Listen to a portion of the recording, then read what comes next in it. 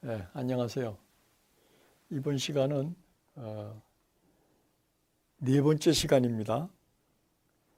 이제까지 비즈니스 모델 스키마라는 비즈니스 모델 설계도 혹은 설계론이라는 그런 뜻을 지닌 비즈니스 모델 스키마에 대해서 우리가 3주에 걸쳐서 왜 비즈니스 모델이 굉장히 중요시됨에도 불구하고 또한 동시에 혼란을 주는 데 관한 그 배경을 좀 이해를 했습니다.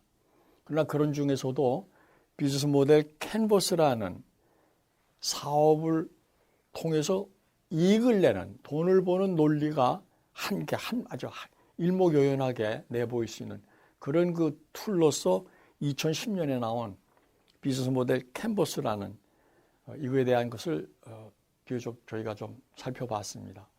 굉장한 그 장점이 있는 반면에 또한 단점도 갖고 있는데 가장 큰 단점 뭐냐? 비즈니스 모델 캔버스라는 그 아이디어 자체가 만들어준 것이 하나의 직관에 기초한 것이지 이론에 바탕을 둔 것이 못 된다라는 의미입니다. 그러니까 이론이 과연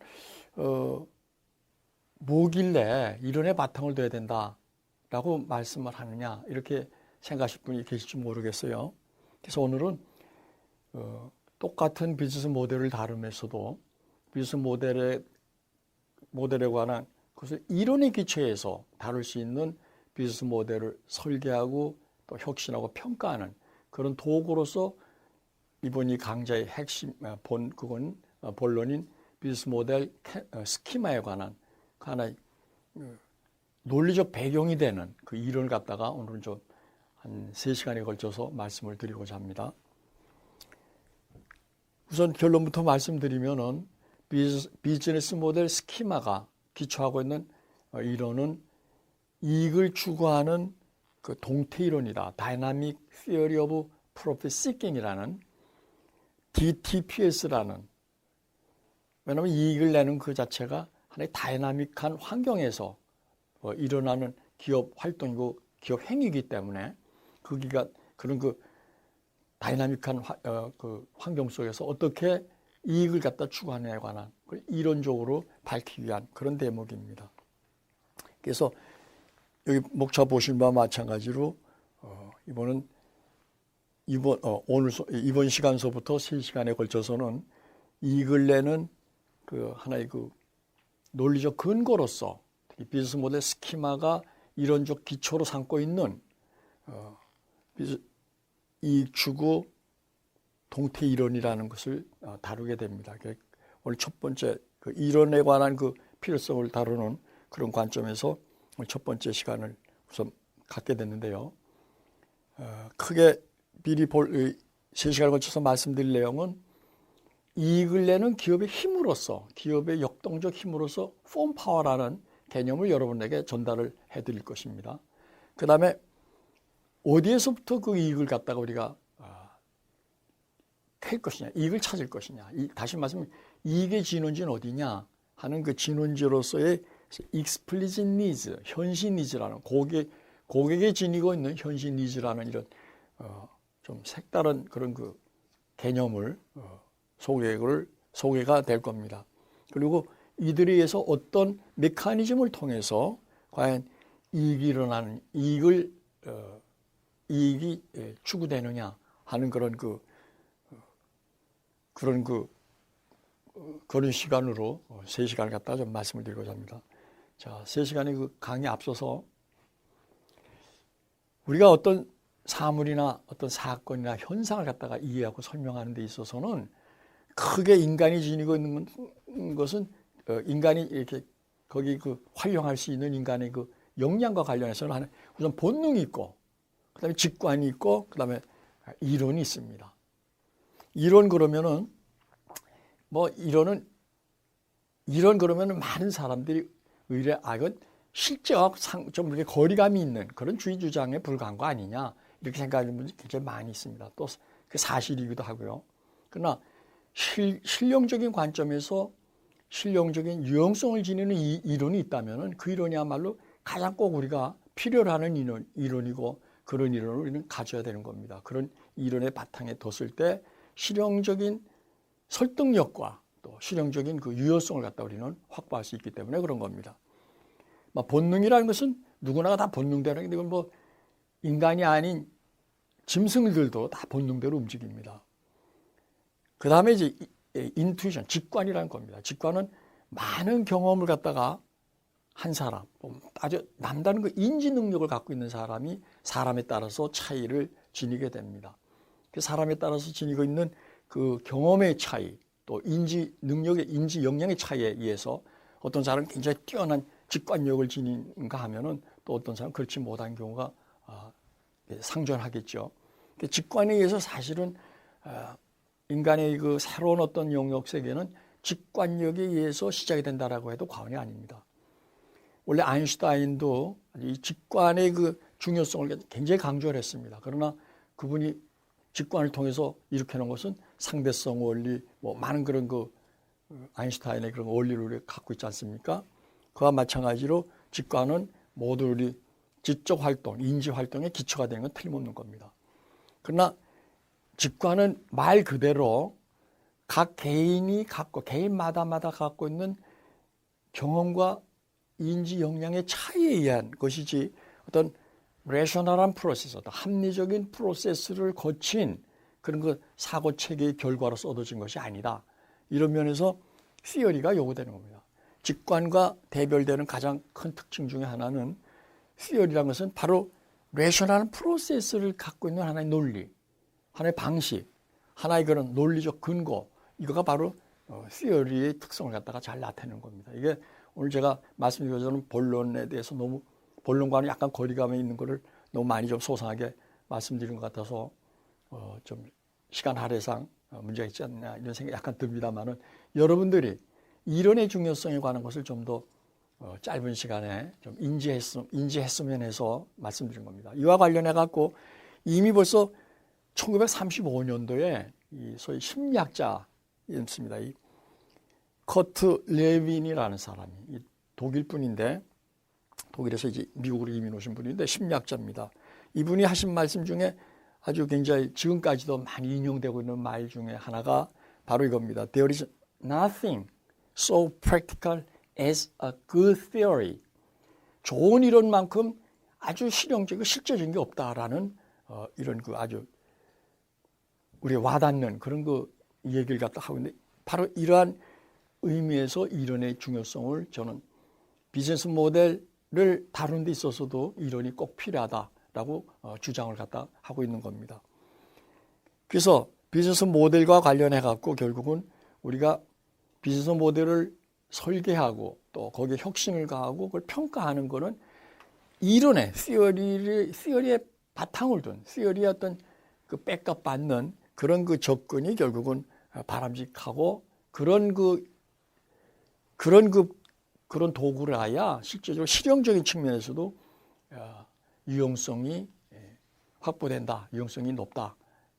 이런 그 인식하에서 비즈니스 모델 스키마를 이런 그 이론에서 구축을 하고 그걸 여러분들에게 좀 전달을 갖다가 해드리고자 하는 겁니다. 자, 그래서 오늘은 그 폼 파워라는 그 대목부터 좀 말씀을 갖다 드리겠습니다. 거기에 앞서서 지금 현재 많은 그런 그 산업 영역에서 오늘날 갑자기 잘 나가던 기업이 꼰두박질하는가 하면은 또 이름도 없던 새로운 그러한 신참자가 등장하고 그냥 그 산업을 갖다 확 바꾸면서 그 새로운 산업을 갖다 주도하는 이런 예를 우리는 무수히 많이 보고 있고 앞으로는 더 많이 보게 될 것입니다. 그러면 이것을 어떻게 우리는 설명할 것이냐. 다시 말씀드리면 기업의 부침, 그것도 기업의 어떤 급격한 부침, 뭐 1위 하던 기업이 뭐 2위나 3위나 뭐 4위로 떨어지는 그거가 아니라 갑자기 아예 도태되는, 뺑끌러 빼고 아예 도태되는 이런 현상이 비일비재하게 지금 발생하고 있는데 이걸 우리가 왜 그런 현상이 벌어지며 이걸 우리가 어떻게 이해하고 설명해야 될 것이냐 하는 그 필요성이 굉장히 강조되고 있는 그런 그 현상입니다, 요즘이. 그러면 가장 기본적인 질문을 여러분들이 한번 던져보겠습니다. 자, 이익은 어디서 올까요? 이익의 진원지는 어디일까요? 이익은 수익에서 빼기 비용이 이익으로 남게 되는 겁니다. 그렇다면은 뒤집어 말씀드리면 이익은 어디서 오느냐라는 얘기는 수익은 어디서 오느냐에 관한 거로 우리가 규명을 한다면은 이익의 진원지를 알 수가 있겠죠. 그렇죠? 자, 수익은 어디서 오느냐? 비용은 왜냐하면 그 수익을 이루기 위한 과정에서 발생한 비용이기 때문에 그 발생한 그 경제적 가치의 그 소모분, 그 감소분이기 때문에 그걸 빼면 되기 때문에 수익의 원천이 어디냐, 수익의 진원지가 어디냐를 얘기한다면 그것은 곧 이익의 진원지가 되는 겁니다. 여러분, 수익의 원천은 어디겠습니까?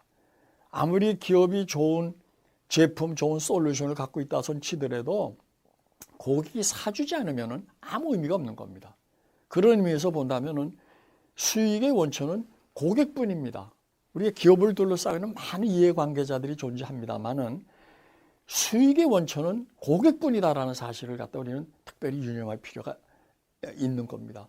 왜냐하면은 지금 그 많은 경우 소위 기업의 환경 주체를 갖다 얘기하면서 고객, 채권자, 공급자, 뭐 정부 많은 이해관계자들을 다룰 때 많은 경우 다 동일한 중요성, 동일한 가중치를 갖고 이렇게 대화하는데 그것은 과거의 그런 그 대량 경제 체제 하에서는 합당한 하나의 접근이었지만은 이처럼 그 아주 급격하게 바뀔 뿐만 아니라 아주 생산 그 시스템 자체도 지금 사실 대량 생산 체제에서 대량 고객화 체제에서 지금은 어떤 의미에서 보면 1대1의 그런 그 완전 커스터마 오리엔티드 혹은 커스터마 테일러드 된 그런 그 생산 방식이 추구되고 있기 때문에 그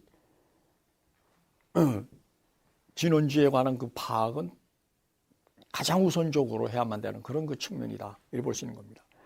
자, 우선 첫째, 이익의 진원지는 어디냐? 이거는 조금 전에 말씀드렸듯이 이 레비뉴 혹은 이익의 진원지는 니즈입니다. 커스터머 니즈입니다. 고객 니즈입니다. 니즈는 예전에도 말씀드렸지만은 고객이 느끼는 부족감입니다. 야, 이거 부족하다. 내가 이거 좀 꼭 채우고 싶다 하는 것이 니즈인데 아무리 그런 니즈를 갖고 있다 손 치더라도 주머니에 자기 포켓에 구매력이 없으면 돈이 없으면 충족시킬 수가 없는 겁니다. 그러니까 돈이 있는 니즈를 해야 된다. 돈이 있는 니즈는 일단은 이제 구매할 수 있는 그런 그 경제 여력이 있는 거죠. 그러니까 그걸 갖고 있을 때 설령 그걸 갖고 있다 하더라도 그걸 충족시키는 기술력이 없다 할 것 같으면 아직 충족이 안 되는 겁니다. 그래서 고객이 니즈를 갖고 있더라도 고객이 구매력을 지니고 있을 뿐만 아니라 기업 사이드에서 그걸 충족시킬 기술력을 갖고 있는 상태에서의 니즈를 우리는 액츄얼 니즈다 이렇게 말씀드릴 수 있는데 그건 다시 좀 뒤에서 소상하게 다시 말씀드릴 겁니다. 그런 그 니즈 중에서도 또 willingness to pay, 내가 구매할 의향을 지닐 수도 있고 구매할 의향이라는 것은 지불할 의향을 갖다가 지니다라고 같은 개념으로 여러분 이해해도 좋습니다. 지불할 의향이 있는 니즈와 없는 니즈로 구분되는 겁니다. 그래서 진정한 의미에서 고객이 기업으로부터 제공되는 솔루션이나 제품을 산다라고 했을 때는 크게 구매력이 있어야 되고 기술력도 있어야 되고 또한 지불 의향도 지녀야 되는 겁니다. 그런 그 니즈를 특별히 explicit needs라고 우리가 이름을 붙인다면은 이게 지는지는 어디냐? 오직 explicit needs뿐이다. 라는 사실을 이 시간을 통해서 꼭 여러분들에게 막 세뇌가 될 정도로 강조를 해서 좀 각인이 됐으면 하는 게 제 바람입니다. explicit needs란 뭐냐? 구매력을 지니고 있을 뿐만 아니라 기업들이 충족시킬 기술력도 있는 상태에서 고객이 지불할 의향을 지닌 니즈, 그것만이 explicit needs고 그것만이 결국 이게 진원지가 된다. 그러면 이거를 충족시켜주기 위한 기업 사이드에서의 다시 말씀드리면 이걸 추구하는 하나의 동인으로서의 드라이버로서의 그 요소는 뭐겠느냐? 테크놀로지컬 이노베이션입니다. 기술 혁신이 없으면, 기술 변화와 기술 혁신이 없으면은 아무리 지불을 향해 강한 그런 그 고객 니즈가 이렇게 존재한다 손 치더라도 기업의 경우에는 그림이 떡입니다. 왜? 이런 그 기술 혁신이 없다면은.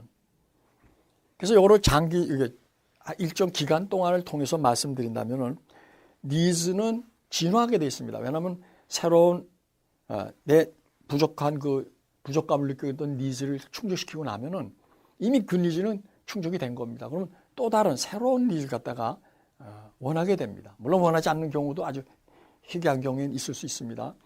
원할 때 고르는 그냥 니즈가 바뀌었다 이렇게만 표현하는 것이 아니고 니즈는 진화한다 이렇게 표현하는 거예요. 왜 니즈는 진화한다고 표현하는 건 뒤에서 좀 더 다시 말씀드리겠습니다. 그러니까 니즈가 진화할 때 그 니즈 진화 단계마다에서의 익스플리짓 니즈가 결국은 이익과 수익의 원천이다. 그럼 그거를 캐내기 위한 아이디어는 뭐냐? 바로 그 니즈를 충족시키기 위한 니즈를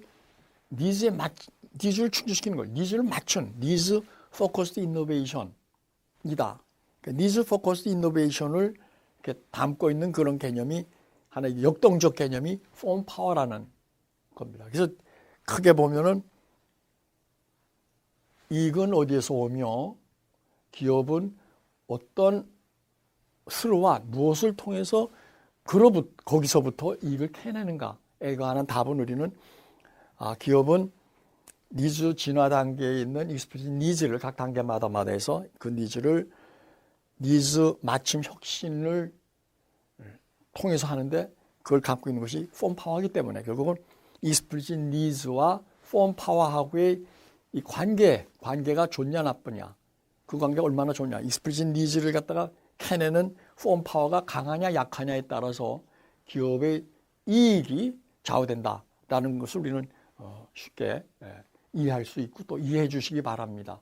이건 어디서 오느냐? 뭘 통해서 오느냐? 이건 니즈 진화 단계마다에서의 익스플리짓 니즈를 충족시켜 줄 수 있는 기업 파워에서 온다. 그럼 기업 파워는 뭐냐? 기업 파워의 가장 핵심 요소는 바로 니즈 포커스 이노베이션이다. 라고 요약했다 할 수 있는 겁니다. 자, 이러한 사전 인식을 가지고 제 강의를 계속을 하고자 합니다. 자, 이제까지 말씀드린 것을 다시 한 번만 좀 그림을 통해서 볼 것 같으면은 이건 기초입니다. 지금 기초에 어떤 비즈니스든 간에 어떤 비즈니스 모델이든 간에 산업 시스템 안에 결국 존재하게 되는 겁니다. 그렇죠? 그래서 그 산업 시스템 내에서 한 비즈니스 모델을 통해 갖고 이익을 내고자 하는 것이 바로 기업의 기본 그 입장이고 기본 그 모습입니다.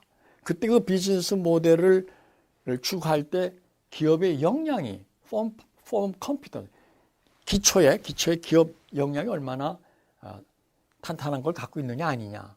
오늘 시점에서 삼성의 기업 역량 혹은 LG의 기업 역량, SK의 기업 역량 이거 우리가 얘기할 수가 있는 겁니다. 그와 같이 기초에 이걸 가지고 일정 기간 동안 기중에 이 변화에 대해서 변화라는 건 환경 변화가 일어나고 또 이 기술 변화가 일어나고 그에 따라서 니즈가 진화함에 따라서 산업 시스템이 이렇게 변모돼 갑니다. 바뀌어 나갑니다. 그렇죠? 그걸 산업 진화라고 얘기를 하는데 그렇게 할 때 이 비즈니스 모델을 가지고 이 변화에 적응하지 않으면 변화에 맞춰가지 않으면 그 비즈니스 모델은 도태되겠죠.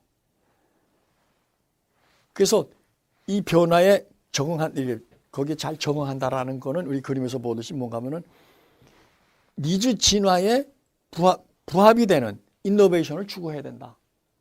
다시 말씀드리면 인노베이션의 추구 방향은 어디냐? 다시 한번 이 기업이 각 기업이 비즈니스를 통해서 이 기업이 추구해야 될 방향이 뭐냐? 바로 니즈 진화 방향에 맞는 성장 벡터, 성장 방향성과 성장 템포, 성장 스피드 여기에 맞춘 이노베이션 추구하지 않으면 안 된다라는 걸 갖다가 우리는 개념적으로 쉽게 이해할 수 있는 겁니다.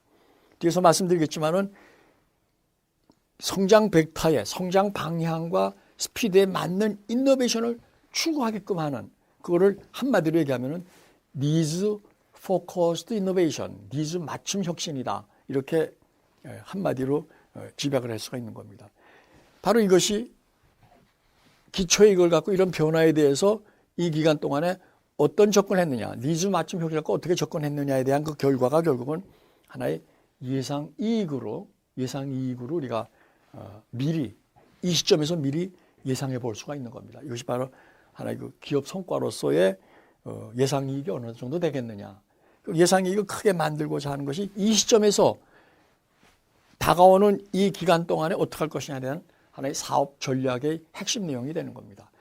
이때 사업 전략은 바로 초기에 갖고 있던 비즈니스 모델을 어떻게 이노베이션 시켜갖고 여기에 맞게끔 혁신해 나갈 것이냐가 바로 비즈니스 전략의 핵심 내용이 되는 것이고, 그거를 하나의 계획화시킨 것이 바로 비즈니스 플래닝이 되는 겁니다. 자, 이런 좀 인식을 가지시고서 그 다음을 좀 보도록 하십시다. 자, 우리가 여기서 보면은 우선 요 시점에서, 기초의 요 시점에서 비즈니스 모델, 어떤 산업 시스템 안에 있는 비즈니스 모델에 관한 걸 갖다 한번, 요 대목을 한번 좀, 다시 한번 그려보면은, 제가 잠깐 말씀드렸습니다만은, 그 시점에서 타겟 마켓, 그러니까 그 목표로 삼고 있는 각 기업마다가 목표로 삼고 있는 그 목표 시장, 타겟 마켓에서의 익스플리시트 니즈가 뭐냐, 거기서 고객들이 어떤 니즈가 익스플리시트 니즈를 형성하고 있느냐라고 하는 걸 알았고, 그걸 충족시키기 위한 솔루션이나 혹은 제품을 갖다가 제공을 하면은 마음에 들면은 고객은 결국 가격을 치를 거 아니겠습니까?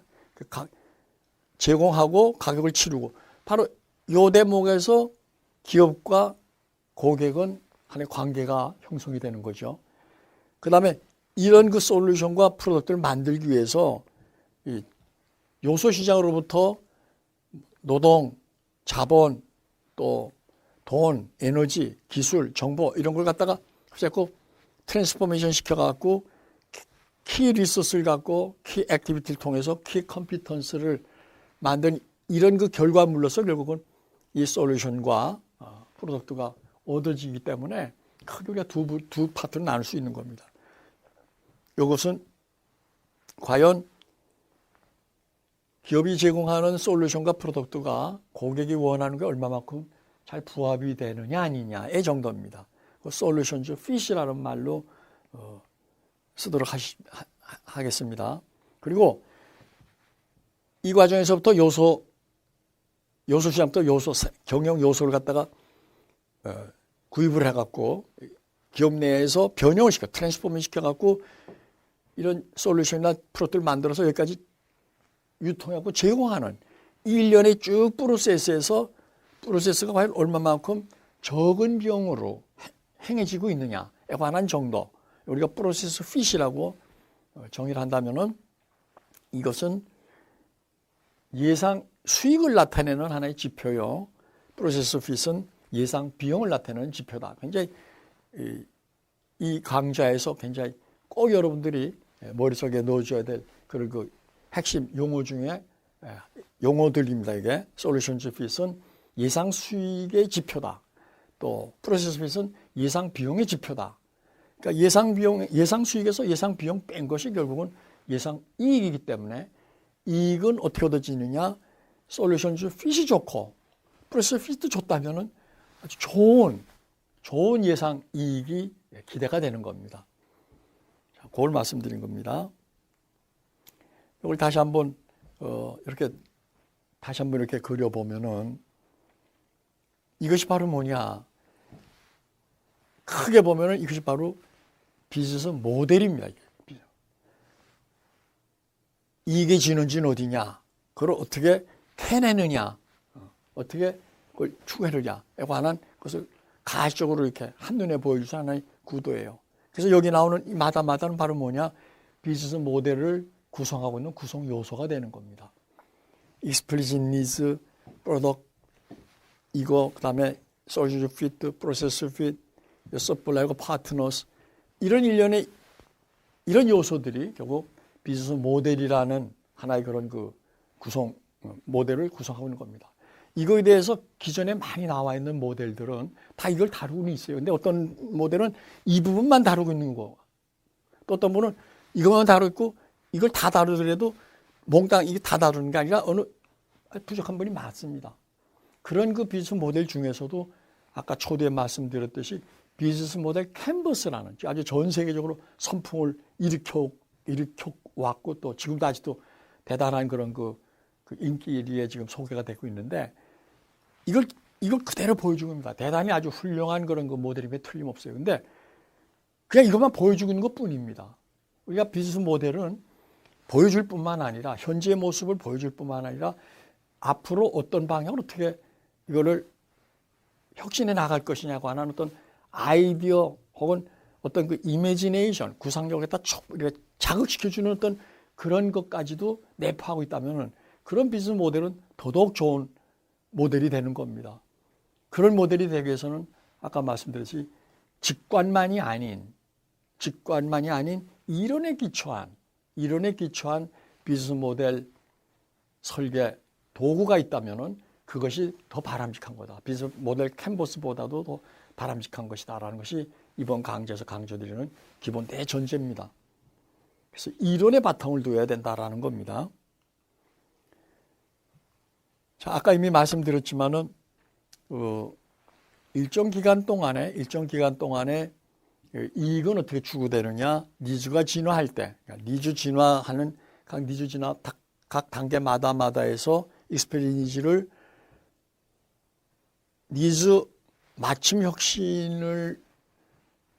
혁신으로 어떻게 이끌어내느냐. 이것이 투영된 폼파와 기업 파하고의 관계로서 결국은 우리는 이해할 수 있는 겁니다. 다시 말씀드리면 니즈 진화 각 단계마다에서의 그 익스플리짓 니즈를 각 기업이 그걸 캐낼 수 있는 기업의 힘이 얼마나 강하냐 약하냐에 따라서 성과가 좌우된다라는 그런 관점에서 보면은 이 두 가지를 가지고서 우리가 두 가지의 이 관계를 통해서 이 관계가 얼마만큼 이익을 많이 낼 수 있을 정도의 강한 기업 파워를 갖다가 나타내고 있는 기업이냐 아니냐에 따라서 프로핏 시킹의 예상 결과가 좌우된다. 그게 결정된다 하는 그런 의미를 갖다 담고 있는 겁니다.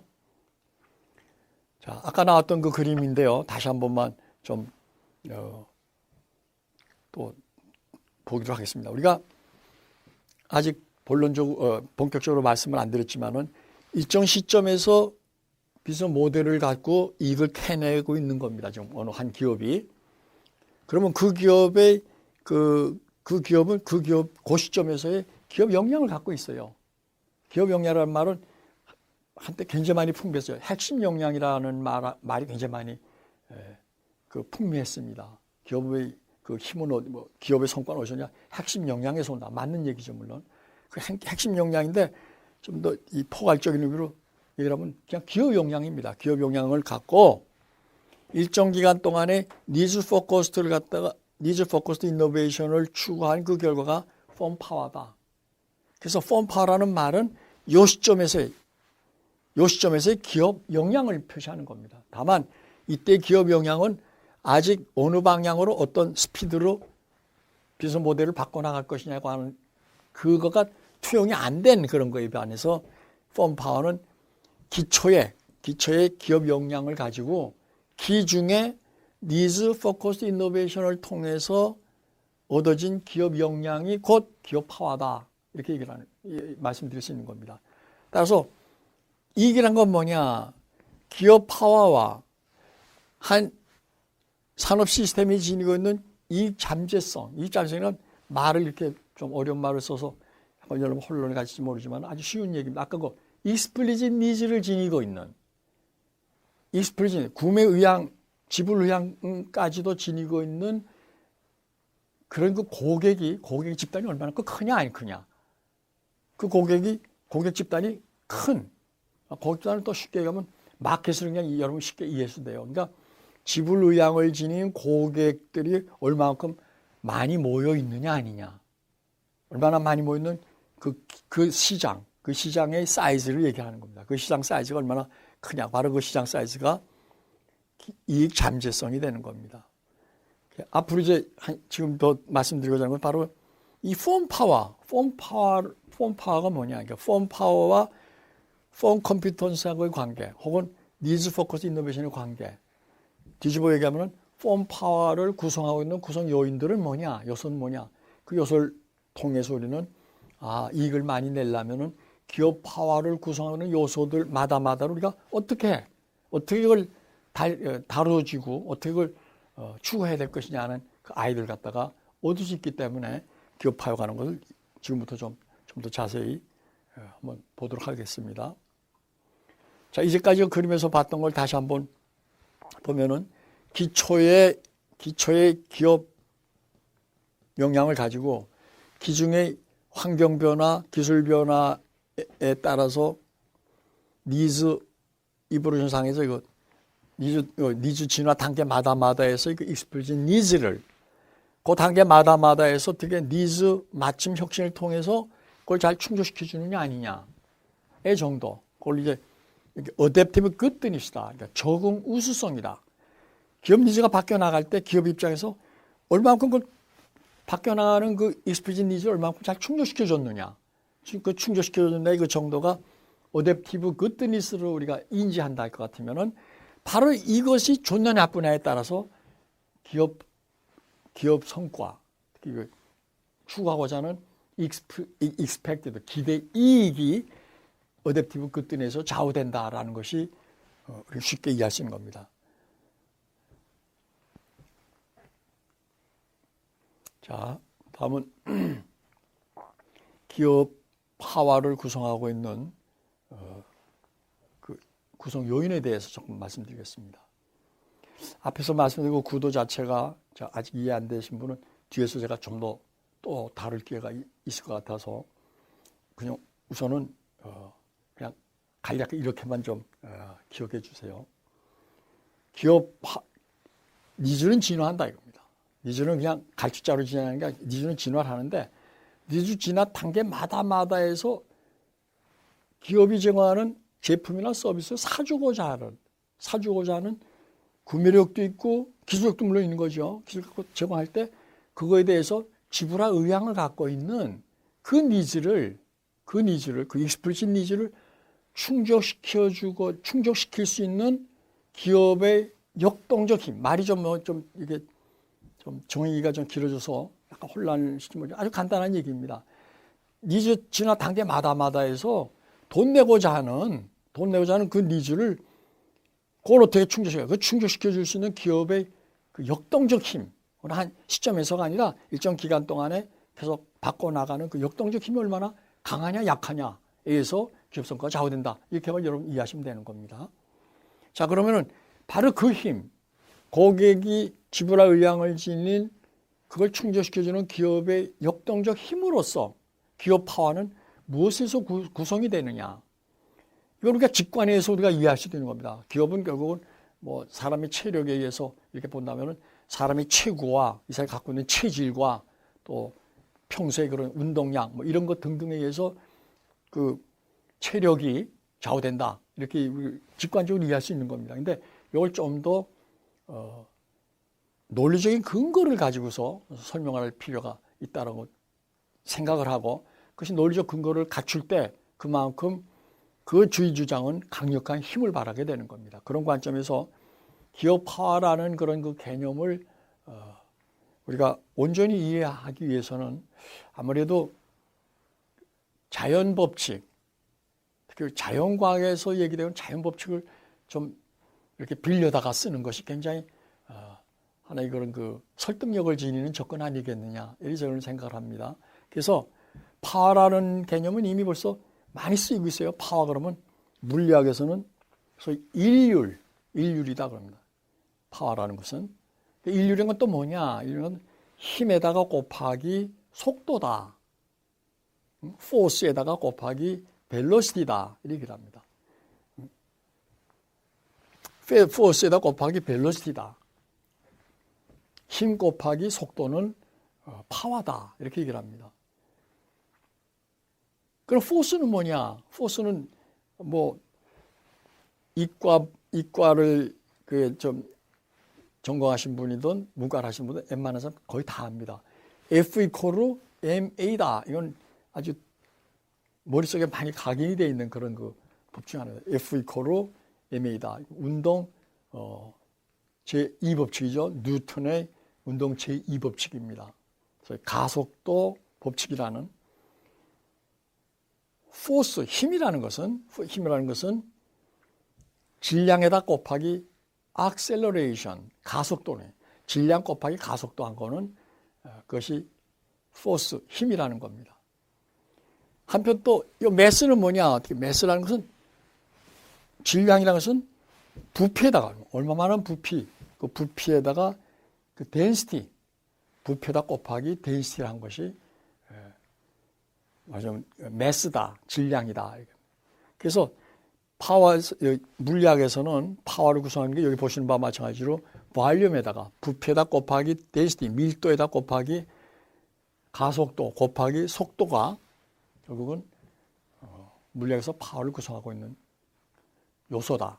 그럼 이거를 우리 기업 경영, 특히 그 기업 경영에다가 이익을 캐내는 기업 경영에다가 이렇게 빌려다 좀 쓸 수 없겠느냐 하는 생각을 갖다 우리 할 수 있지 않겠어요?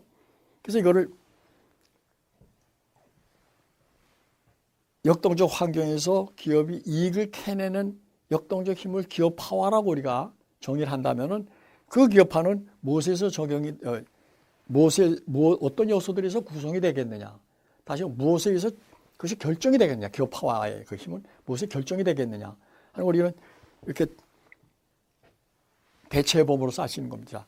볼륨 해당은 뭐겠습니까? 바로 기업 규모입니다. 기업 규모.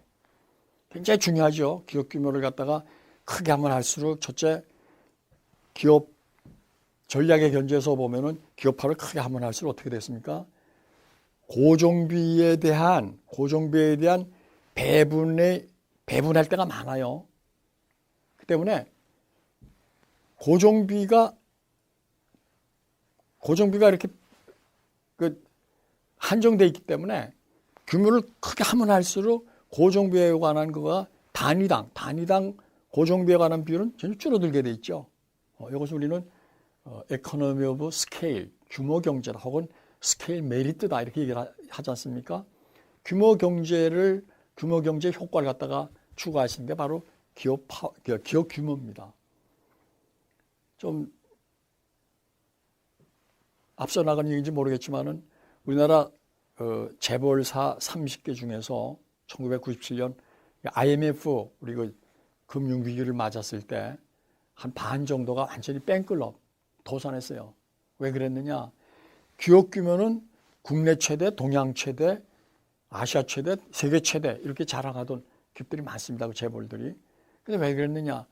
기업 규모는 굉장히 컸는데 뭔가 부족했던 게 있는 겁니다. 그 이제 왜 그런 그 대재벌이 정말 대마불사라는 그런 그 신화가 뭐 통용될 정도로 이렇게 얘기가 되던 그 대기업들이 대재벌사들이 왜 뺑클럽 됐느냐? 하는 우리 기업화의 견지에서 쉽게 이해할 수 있는 겁니다. 그건 다음 기회에 뒤에서 좀 더 말씀드리겠습니다. 그 다음에 덴시티에 관한 거는 아까 말씀드렸듯이 솔루션즈 핏과 프로세스 핏이라는 건 뭐겠습니까?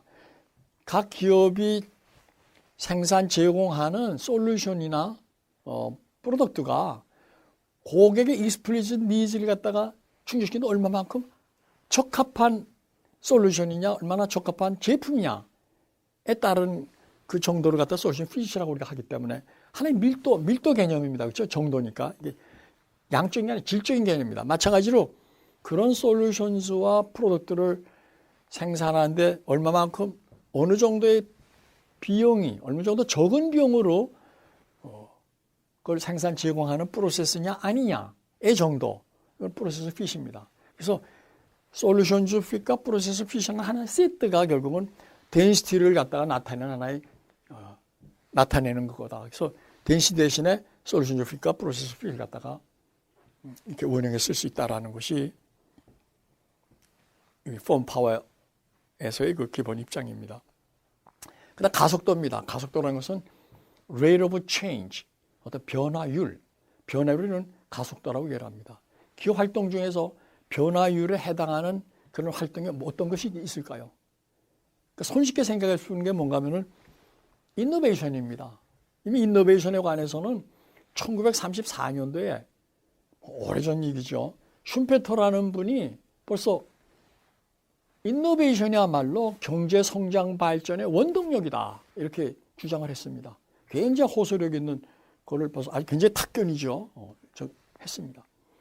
자, 그 다음에 벨로시티는 뭐냐? 아까 디렉션에 관한 겁니다. 내가 기업은 어떤 기업이든 성장을 지향하지 않으면 결국은 도태되게 되어 있습니다. 남은 다 달리는데 자기 혼자 가만히 있으면 도태되듯이 다 성장을 향해서 가기 때문에 성장하지 않는 기업은 도태되게 되는 겁니다. 그래서 어쩌니 계속 성장의 추세를 유지해야 돼요. 좀 다른 얘기는 합니다만 우리나라 지금 인구가 어느 단계 가면 이제 정체되고 줄기 시작하면은 우리 경제 완전히 쭈그러들게 됩니다. 그러니까 소소한 게 아니라 갑자기 확 줄어들게 돼 있어요. 이것이 성장 추세냐 아니면은 하강 추세냐를 갖다 좌우하는 그 변곡점이 어디냐에 따라서 한 기업, 한 사회, 한 국가의 운명이 확 바뀌게 되는 겁니다. 기업은 마찬가지입니다. 기업도 계속 성장을 지향하지 않는 기업은 결국 다 망하게 돼 있어요. 그래서 이 밸런스라는 것은 기업은 성장을 하는데 성장 어느 방향일까? 어느 산업으로 갈 거냐? 어느 비즈니스를 내가 추구할 거냐에 따라서 성장이 달라집니다. 성장 벡터가 바로 밸런스다. 뭔가 하면 어느 방향으로 얼마만한 스피드로 내가 그 사업들을 전개해 나갈 것이냐 하는 것이 바로 그로스 벡터입니다. 그래서 얘가 좀 설명이 좀 길어졌습니다만은 이 대목은 잘 좀 꼭 유념해 주시기 바랍니다. 기업화는 폼 사이즈에다가 솔루션 핏과 프로세스 핏, 이거는 기초입니다. 기초의 기업 규모에다가 어떤 솔루션 핏과 프로세스 핏을 갖고 있느냐. 다시 말하면 어떤 솔루션 핏과 프로세스를 갖고 있는 얼마만한 크기의 기업이냐가 바로 그 기업의 초기 시점에서의 기업의 역량입니다. 이걸 가지고 기중에 어떤 성장 벡터로 어떤 이노베이션을 추구했느냐에 관한 결과가 기업화다. 여러분 쉽게 이해하실 수 있을 거예요. 그러니까 기초의 폼 사이즈와 솔루션, 요거는 결국 하나의 스탁입니다. 스탁 있는 겁니다. 하나의 구조예요. 기업이 갖고 있는 하나의 스탁이고 구조입니다. 거기에 반해서 요거는 뭐냐? 기중에 있는 것은 플로우 개념입니다. 플로우. 하나 흐르는 개념이에요. 그래서 기초의 기업 역량에다가 기중에 이런 플로우가 작용한 그 작용 결과가 바로 기말의 기업화다. 이렇게 얘기하시면 됩니다. 그래서 기초의 기업 역량과 또 기말의 기업 역량, 이것이 곧 기업화다. 이렇게 이해하시면 됩니다. 자, 이걸 놓고서 봤을 때 어떻습니까? 대량 생산 체제 하에서는 뭐가 가장 중시가 되느냐? 가장 중요한 것, 가장 시급한 것이 가장 강조됩니다.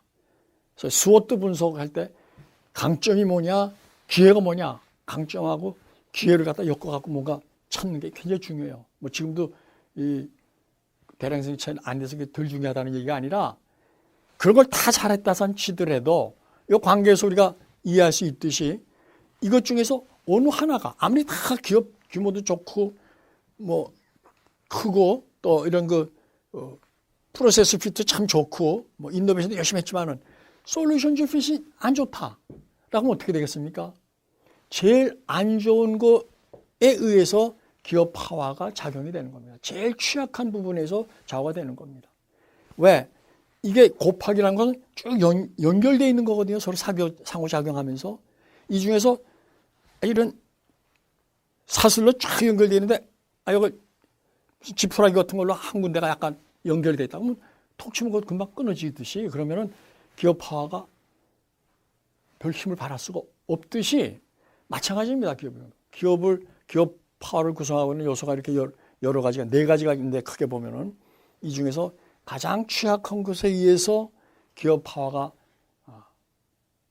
좌우되고 결정된다 하는 사실은 굉장히 우리가 중시해야 될 유념해야 될 하는 전략적 하나의 지침입니다. 아까 말씀드린 잠깐 좀 다시 한 번만 좀 상기시키면 우리가 IMF 때 30대기업 중에서 한 반 정도가 뱅클럽 되는데 왜 됐냐? 기업 규모는 굉장히 큽니다.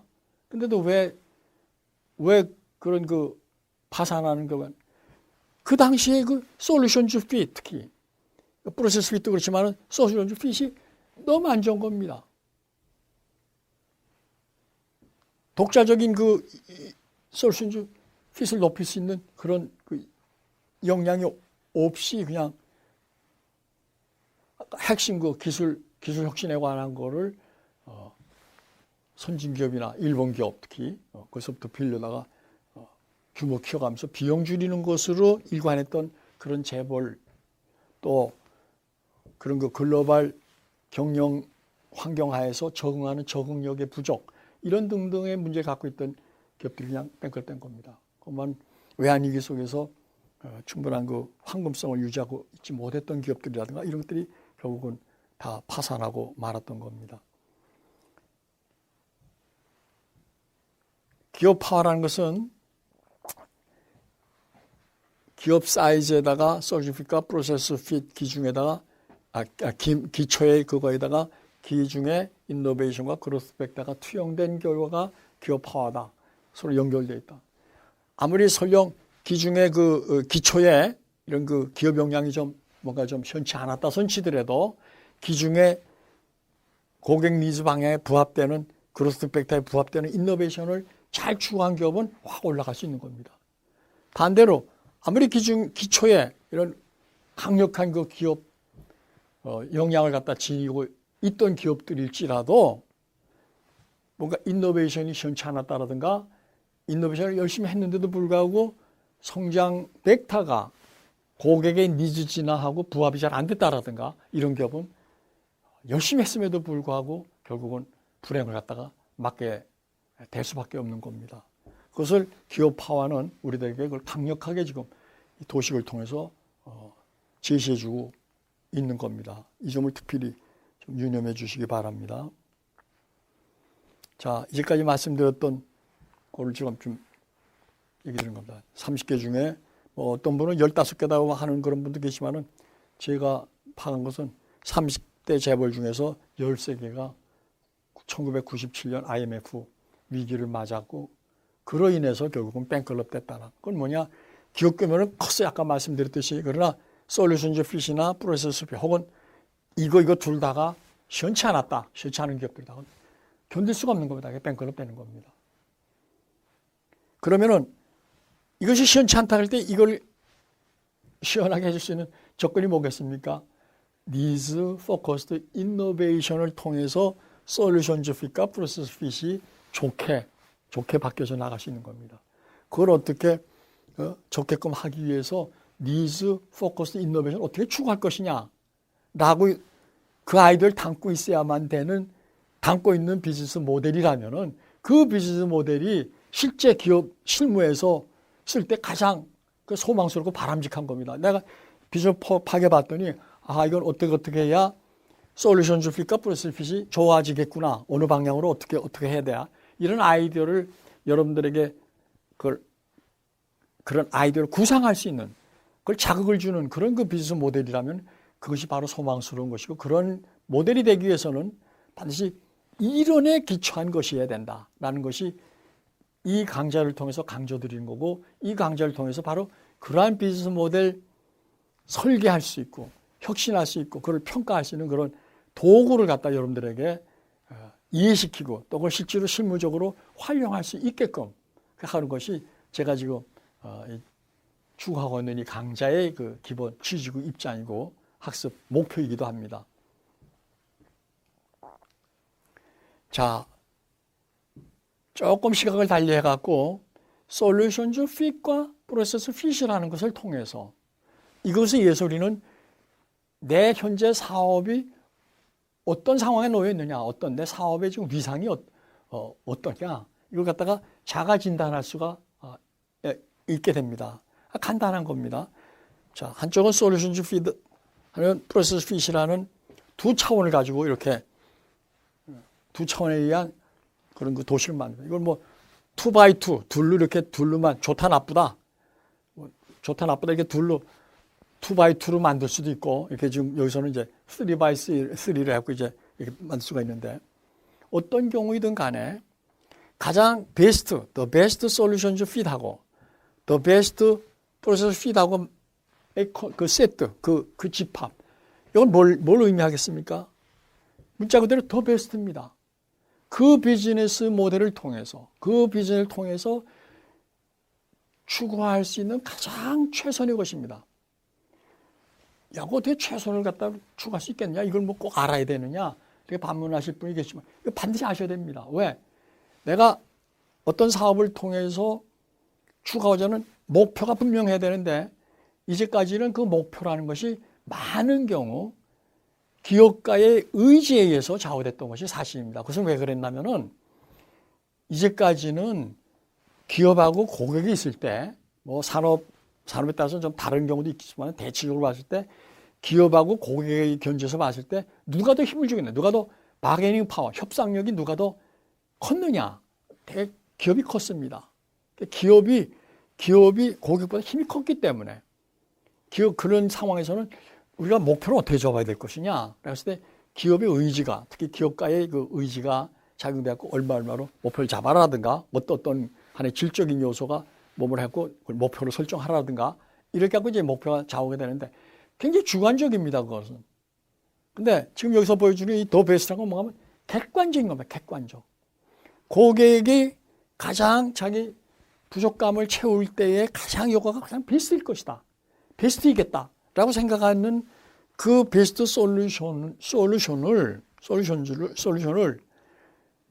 가장 적은 비용으로 그걸 공급해 주는 경우가 결국은 더 베스트 힘을 갖다가 이 표는 지금 우리에게 보여주는 겁니다. 여기서 이게 뭐냐, 그렇죠? 어떻게 할 때 더 베스트를 갖다 추구할 수 있겠느냐? seek, 찾아라 이거라. seek the best. 이걸 찾아라. 그 다음에 그걸 찾았으면은 and get to the best. 거기 도달해라 이거라. 목표가 어디냐? 여기다. 그 목표에 도달하면 get to, 거기 도달하라. seek the best, get to the best라는 아주 중요한 우리가 사업 전략의 특히 그 인노베이션의 큰 논리를 갖다가, 로직을 갖다가 우리는 얻습니다. 인노베이션에 관한 어떻게 되느냐? seek the best, get to the best 해라. 그러면은 그 기업은 항상 좋은 결과, 베스트의 결과를 얻게 되고, 결과적으로 뭐 경쟁자 아무리 많다 손치돼도 그 경쟁자 중에 승자로서의 그런 그 모습을 갖다가 갖게 되는 겁니다. 우리가 흔히 사업 전략 그러면은 경쟁 전략이다. 아주 끔찍한 얘기입니다. 사업은 절대로 경쟁하기 위해서, 경쟁자를 때려 부수기 위해서 사업하는 분 아무도 안 계실 거예요. 그럼에도 불구하고 사업 전략, 비즈니스 스트래테지 그러면 이코로 컴피티티브 스트래테지, 사업 전략 이코로 경쟁 전략이라는데, 그거는 대량 생산 체제에서는 어느 정도 통했지만은 지금이 인터넷 이후에 거기에는 지금 좀 합당한 것이 아닙니다. 인터넷 이후에는 아까 말씀드렸듯이 기업에서 추구하는 이익, 이건 어디서 오느냐? 수익의 원천인 익스플리짓 니즈에서만 온다. 그러면 익스플리짓 니즈를 추구하는 데 있어서 가장 베스트인 경우를 알아야 됩니다. 어떻게 하면 베스트인 경우, 이거 아는 게 쉬운 건 아니죠. 알아야 돼요, 이건. 어렵더라도 알아야 됩니다. 베스트, 더 베스트가 뭐냐? seek the best 찾아갖고 get to the best 하는 그것이 바로 이노베이션의 로직이 되는 겁니다. 그렇게 하려면 이 이노베이션 뭐겠습니까? Needs Focused Innovation입니다. 더 구체적으로 말씀드리자면 Needs Focused Innovation의 로직을 우리는 이 표를 통해서 쉽게 우리가 얻을 수 있는 겁니다. 이것이 폼 파워를 통해, 폼 파워라는 개념을 갖고 폼 파워를 구성하고 있는 밀도라는 개념을 통해서 이런 그 중요한 하나의 혁신에 관한 논리를 갖다가 우리는 얻을 수 있는 겁니다. 이 경우에 이 원의 크기라는 것은 매출 규모입니다. 매출 규모고, 요 위치라는 것은 바로 이 기업의 위상을 나타내는 겁니다. 여기에 위치다 그러면 요 사업은 이만큼 프로세스 핏을 높여야 되고, 조금 더 이렇게 갖고 베스트로 솔루션 핏을 끌고 가져야 될 때 베스트에 갈 수 있다. 그러니까 이걸 이렇게 베스트로 가고 이거 좀 더 베스트로 올리기 위한 그 기업 활동이 바로 뭐냐? Needs Focused Innovation이다. 그 인노베이션은 Product Innovation, Process Innovation, Managerial Innovation, 뭐 더 나아가서는 어떤 의식 혁신, 뭐 문화 혁신, 조직 혁신 이런 것들이 다 포함이 되겠죠. 이제 케이스 바이 케이스로는 달라지겠습니다만은 그래서 seek the best, get to the best라는 그런 Needs Focused Innovation의 논리를 폼 파워를 통해서 우리는 쉽게 얻을 수가 있었습니다.